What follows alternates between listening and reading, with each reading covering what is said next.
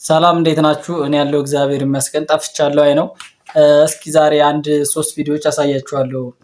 አኬ ሰሞኑን የተናገረው ነገር አለ ስለ ክርስቶስ መካከለኝነት። እሱን ይዘው ደግሞ ፕሮቴስታንቶች ሌላ ታሪክ ውስጥ ገብተዋል። በዛ ጉዳይ አኬ ነው እንደዛ ያለው ወይስ ቤተክርስቲያን እንደዛ ታስተምራለች የሚለውን ሊቃውንት የተናገሩትንም ራሱ አኬ የመለሰውንም አሳያችኋለሁ። ተከታተሉ። ሁላችሁም ለአኬ እስኪ አንድ ጊዜ አጨብጭቡለት።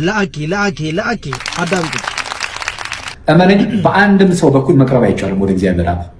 በወልድ በኩል ካልተቻለ፣ በኢየሱስ ክርስቶስ በኩል ወደ አብ መግባት ካልተቻለ፣ ወደ አብ መቅረብ ካልተቻለ የፈለግ ትፈርጣለህ፣ ጭንቅላት ይፈነዳታል። ወደ አብ ማንም አያቀርብህ። በወልድ ካልቀረብክ በእመቤታችን አትቀርብህ። እንዲህ ላል ኢየሱስ ሲናገር ዮሐንስ ወንጌል ምዕራፍ 14 ቁጥር 6 ላይ ኢየሱስም አለ እኔ መንገድና እውነት ሕይወትም ነኝ። እኔ መንገድና እውነት ሕይወትም ነኝ። በእኔ በቀር ወደ አብ የሚመጣ የለም። ይሄ ወንድማችን ይህን ንግግር ከሰማ በኋላ አንድ ላኪ አጨብጭቡለት ይላል። ይህን ትምህርት ስለማያውቀው ማለት ነው። ኦርቶዶክስ እያለ ጠይቆ ስለማያውቅ ቤተክርስቲያንን ሳይወቃት ስለሆነ ከቤተክርስቲያን የወጣው አሁን ይህን ንግግር ሲሰማ በቃ አዲስ ነገር መስሎ ታዩት። አንድ አጨብጭብ ምናምን ይላል ማለት ነው። በዚህ ትምህርት አኬ ራሱ መልስ ሰጥቶበታል። ሲቀጥል ግን በመጀመሪያው ልጁ ራሱ እዚህ በፊት ኦርቶዶክስ ለመሆን ጥያቄ ሲጠይቅ ነበረ። አክቹአሊ ትኩረት ለማግኘት ነው ሲሰራ የነበረው። አሁን ደግሞ አጨብጭብ እያለ ይመጣል። በዚህ ጉዳይ ግን የቤተክርስቲያን ራሱ አኬ የመለሰው አለ። እሱን እነ ልደትም ይመለሱታል። እሱን ከማሳየቴ በፊት ሊቃውንቱ ምን ይላሉ? እንዴት ነው ስጋ ባለበት እግዚአብሔራዊ ባህሪ ቢሆን ኑሮ የመቀድሞም ነበር፣ አይደንቅም። አሁን ግን የሆነው ማዕከል ነው፣ የሚያድን ማዕከል። ይህ ማለት የእግዚአብሔር ባህሪ አለ፣ የሰው ባህሪ አለ። እግዚአብሔራዊ ባህሪ ገንዘቡ የሆነ ቃል የሰው ባህሪ ግን ገንዘቡ ያልሆነ፣ በተፈጥሮ ገንዘቡ ቢሆንም እንኳን የራሱ በማድረግ ግን ገንዘቡ አይደለም። የፈጠረው እሱ ቢሆንም የፈጠረውን ባህሪ በራሱ ፈቃድ ተዋሃደ። ሲዋሃድ ምን መጣ? አሁን ሰው አለ፣ እግዚአብሔር አለ፣ ክርስቶስ የሚል መጣ። መካከለኛው ማለት ነው። አለቀ። ክርስቶስ የሚል መጣ። ይህ ማለት ምን ማለት ነው? ውሃ አለ፣ አፈር አለ። አሁን ያለ ውሃ አፈሩ እንጨት ማስገኘት አይችልም። እንጨት ርጥበት አለው፣ ግዝፈትም አለው።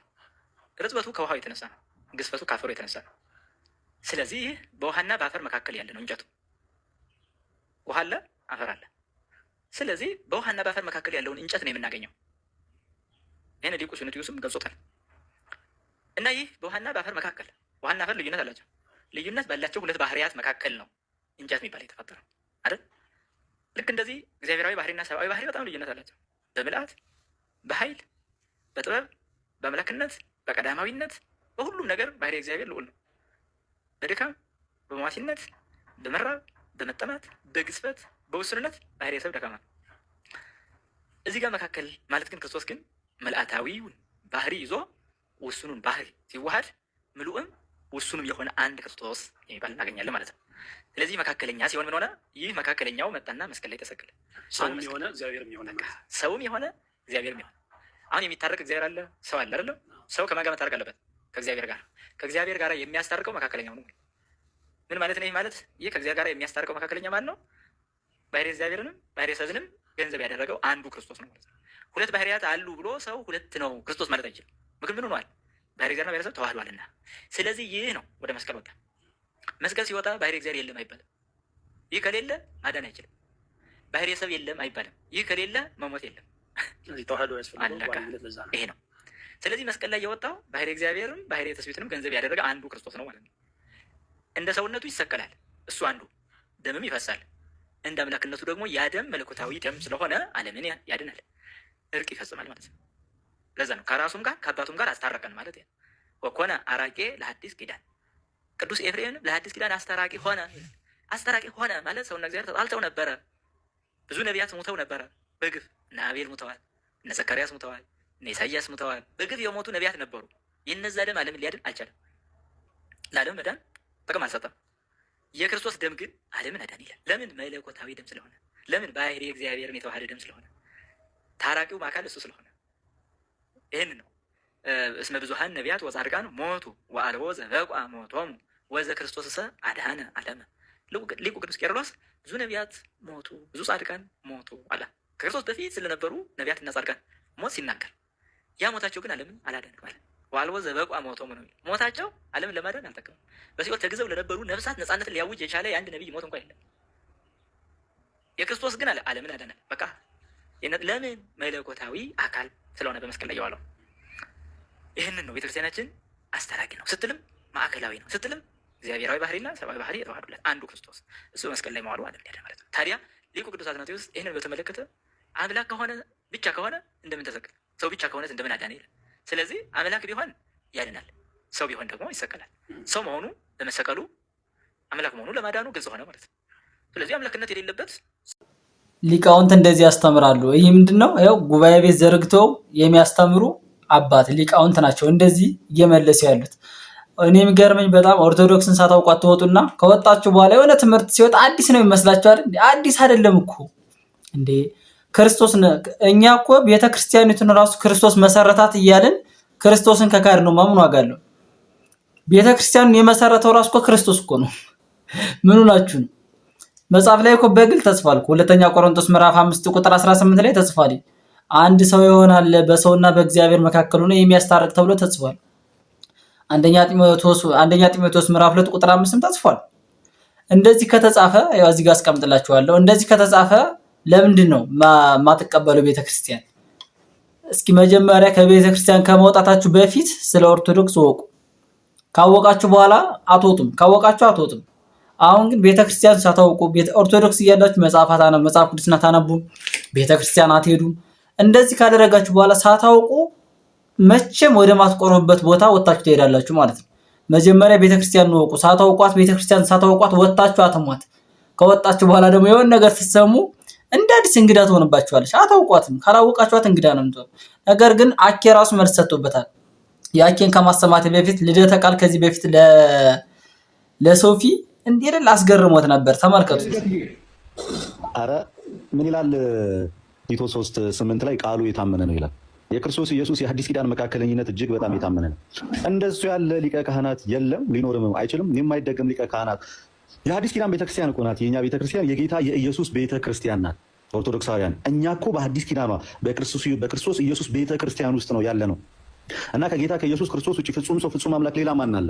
አለ እንደ ሌላ የምናውቀው የሐዲስ ኪዳን መካከለኛ ፍጹም ሰው ሆኖ በሰውነቱ እኛን የመሰለን በፍጹም መለኮታዊ ባህሪ ከአብ ጋርና ከመንፈስ ቅዱስ ጋር አንድ የሆነ ወደ አባቱ ያቀረበን ርቀን ወድቀን የነበረውን ያቆመ መካከል ላይ ገብቶ የጸብን ግድግዳ በደሙ የሻረ በመስዋዕትነቱ ዓለምን ያስታረቀ ከክርስቶስ ኢየሱስ ውጭ ሌላ የለም። ይህን የምናምነው የምንመሰክረው ሊቀ ካህን እኮ ነው ክርስቶስ።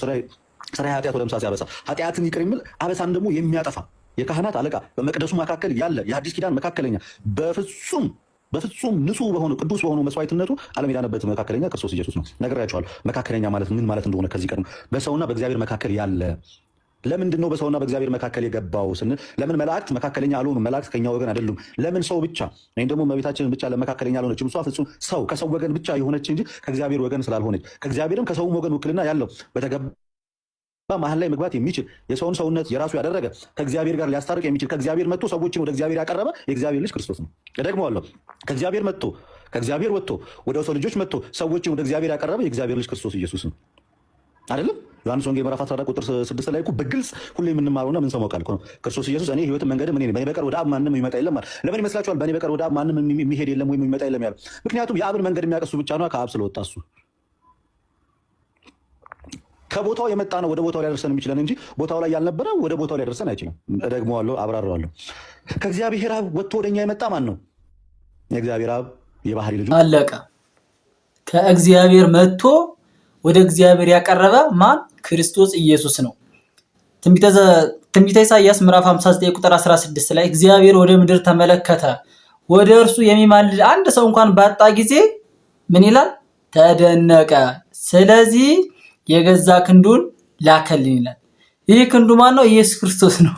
ምንም እኮ ኤፌሶን 2:7 ላይ ሄዳችሁ አንቡ ማለት ነው። በገዛ ደግሞ አጀን ይላል። ማን ያዋጀን ካለ ኢየሱስ ክርስቶስ ነው። ስሙት። ለምን በውርደቱ ነው ክብር የሰጠኝ። አልሸማቀቅም የሱን ስም ለመጥራት። ለምን እሱ በአይሁዳውያን ፊት ዝም ብሎ ነው እኔ በሐዋርያት በኩል የሱን ስም እንድጠራ ያደረገኝ። ወደ ኋላ አልልም። ለምን እርሱ ወደፊት ሄዶ ነው እኔን እሱን ያስከተለኝ። እኔ ከኦርቶዶክስ ተዋህዶ አማኝ ነኝ። ክርስቲያኖች ተዋህዶ ማለት ፍጹም ሰው ፍጹም አምላክ ማለት ነው። እንዴት ነው ታዲያ ስለ ክርስቶስ ኢየሱስ መካከለኝነት የማልመሰክረው? ስሜ በራሱ እኮ የያዝኩት ስም ተዋህዶ የሚለው እኮ ሰው አምላክ ሆነ የሚለው እኮ አምላክ ሰው ሆነ የሚለው እኮ ስም የሚይዝ እኮ ነው። አምላክ ነው ወደኛ የመጣውና ሰው የሆነው ይሄን ስም ይዘን ስለዚህ ፍጹም አምላክ ፍጹም ሰው ስለሆነው በሐዲስ ኪዳን በመካከል ስለተገለጠው ያኔ እኮ በብሉይ ኪዳን እኮ መላእክትን እንኳን ምን ያህል ይፈሯቸው ነበር ሲገለጡ። እና ታዲያ በኋለኛው ዘመን ዕብራውያን ምዕራፍ 1 ቁጥር 1 ላይ ምንድን ነው የሚለው? እግዚአብሔር በብዙ ጎዳና በብዙ መንገድ ተናግሮ ነበር። አሁን ግን ዓለማትን ሁሉን ወራሽ ባደረገ ዓለማትን በፈጠረበት በልጁ በዚህ ዘመን መጨረሻ ለኛ ተናገረ። ቀድሞ የተናገረው እግዚአብሔር በመካከል በመላእክት